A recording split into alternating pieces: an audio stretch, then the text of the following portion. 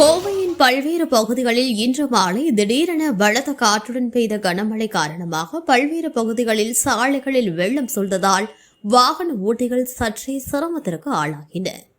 கோவை மாநகரில் கடந்த 1.5 மாதமாகவே கடும் வெயில் சுட்டரித்து வந்த நிலையில் நேற்று மாலை சில நிமிடங்கள் பரவலாக மழை பெய்தது. இந்த நிலையில் இன்று மாலை திடீரென பல்வேறு பகுதிகளில் சூறை காற்றுடன் கனமழை பெய்தது. குறிப்பாக Saibaba colony, Sivananda colony, RS Puram, Goundampalayam, Velandipalayam, Idayarpalayam, Gandhipuram, Sanganur உள்ளிட்ட பகுதிகளில் பலத்த காற்றுடன் கூடிய கனமழையால் ஆங்காங்கே மரக்கிளைகள் முறிந்து விழுந்தது. அதேபோல் சாலைகளில் வெள்ளம் பெருக்கெடுத்து ஓடியது. இதனால் வாகன ஓட்டிகள் சிரமத்திற்கு ஆளாகினர். அதேபோல பொதுமக்கள் இயல்பு வாழ்க்கையும் சற்றே பாதித்தது. இருப்பினும் கனமழை காரணமாக வெப்பம் தணிந்ததால் பொதுமக்கள் நிம்மதியடைந்தனர். அக்னி நட்சத்திரம் துவங்க உள்ள சூழலில் கோவையில் பெய்த கனமழை பொதுமக்களிடையே நிம்மதியை ஏற்படுத்தியுள்ளது.